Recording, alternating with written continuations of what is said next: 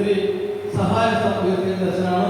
നമ്മളെ വേണ്ടി പ്രാർത്ഥിക്കുകയും നിരന്തരമായി നമ്മുടെ നന്മകൾക്ക് വേണ്ടി മാത്രം ആഗ്രഹിക്കുന്ന അച്ഛനെ സ്നേഹത്തോടെ സന്ദേശത്തിന് വേണ്ടി ക്ഷണിക്കും. വലിയ ആദരവോടുകൂടിയാണ് ഞാൻ ഇവിടെ നിൽക്കുന്നത്. ഡിവൈൻ ധ്യാനകേന്ദ്രത്തിൻ്റെ ആരംഭം മുതൽ ഇന്ന് വരെ ഡിവൈൻ വളർന്നത് മുഴുവൻ നിങ്ങളുടെ അതുപോലെ ദൈവം തിരഞ്ഞെടുത്ത് ഇവിടെ കൊണ്ടുവന്ന സഹോദരങ്ങളുടെ അധ്വാനത്തിലൂടെയും സ്നേഹത്തിലൂടെയും സേവനത്തിലൂടെയും പ്രാർത്ഥനയിലൂടെയുമാണ്. അങ്ങനെ ഡിവൈൻ്റെ വളർച്ചയ്ക്ക് ഒരുപാട് പങ്ക് വഹിച്ചവരാണ് നിങ്ങൾ ഓരോരുത്തരും. നിങ്ങൾ എവിടെയായിരുന്നാലും നിങ്ങളുടെ ആ പങ്കിനെക്കുറിച്ച് ദൈവത്തിൻ്റെ മനസ്സിൽ കണക്കുകളുണ്ട്.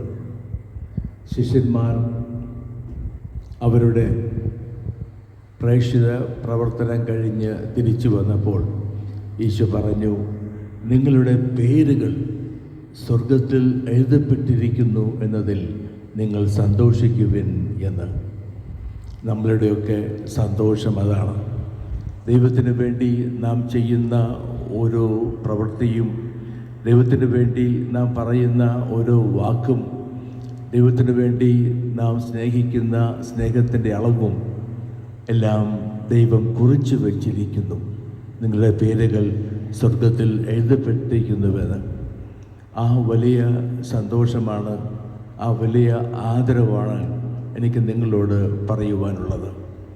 ദൈവത്തിൻ്റെ മഹത്വത്തിനും ആത്മാക്കളുടെ രക്ഷയ്ക്കും വേണ്ടി നിങ്ങൾ ചെയ്ത എല്ലാ സേവനവും, എല്ലാ പ്രവർത്തനവും ദൈവം ആദരിക്കുന്നു, ഡിവൈൻ ആദരിക്കുന്നു. നിങ്ങൾക്ക് വേണ്ടി പ്രാർത്ഥിക്കുന്നു.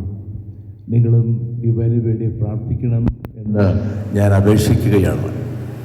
ഓരോ വർഷം കഴിയും തോറും പുതിയ പുതിയ വെല്ലുവിളികളാണ് ഡിവൈൻ നേരിട്ട് കൊണ്ടിരിക്കുന്നത്. ആ വെല്ലുവിളികളെയെല്ലാം ദൈവത്തിൻ്റെ കനിവോടെ, ദൈവത്തിൻ്റെ കരുണയോടെ തരണം ചെയ്യാൻ സാധിക്കണം.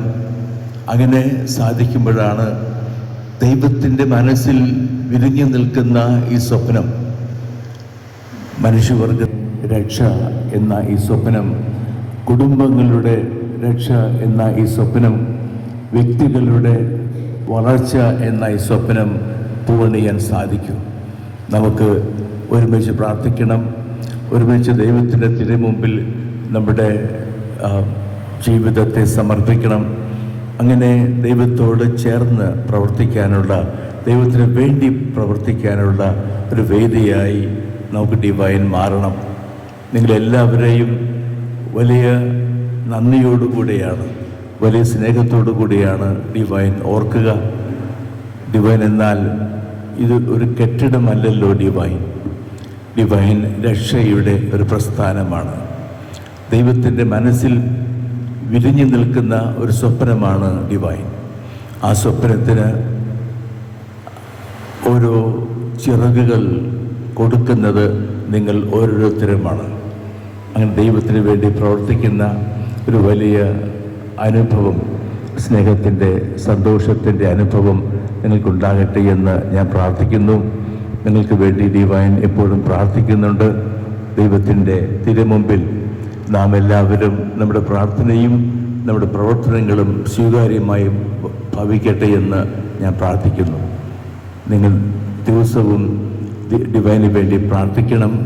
പ്രത്യേകിച്ച് എല്ലാ പ്രവർത്തനങ്ങളും ദൈവത്തിന് സ്വീകാര്യമായി ദൈവജനം രക്ഷ പ്രാപിക്കുന്ന അനുഭവത്തിലേക്ക് എല്ലാവരും കടന്നു വരുന്ന അനുഭവത്തിന് വേണ്ടി നിങ്ങൾ പ്രാർത്ഥിക്കണമെന്ന് ഞാൻ അപേക്ഷിക്കുകയാണ്. എല്ലാവർക്കും വളരെ നന്ദി. നമ്മൾ പറഞ്ഞത് ഈ പ്രോഗ്രാമിൻ്റെ കാര്യം അറിയിച്ചപ്പോൾ തന്നെ കടന്നു വരാൻ, ഈ തിരക്കിലും ആ അച്ഛൻ കടന്നു വരാൻ തയ്യാറായി എന്നുള്ളതുകൊണ്ടും ഇന്ന് ഈ ചടങ്ങിൽ പങ്കെടുക്കുവാൻ വന്ന് ആ മഹാമനസ്സിനെ നന്ദിയോടെ കാണാൻ നമുക്ക് നല്ല ഒരു കൈയടി നന്ദിയോടുകൂടി അച്ഛന് കൊടുക്കാം. പ്രിയമുള്ളവരെ, അച്ഛൻ പറഞ്ഞതുപോലെ ഡിവൈൻ ധ്യാനകേന്ദ്രത്തിന് വേണ്ടി പ്രാർത്ഥിക്കുന്നതാണ് നമ്മൾ തുടർന്നും നമ്മൾ പ്രാർത്ഥിക്കണം എന്ന് അച്ഛൻ പറഞ്ഞു.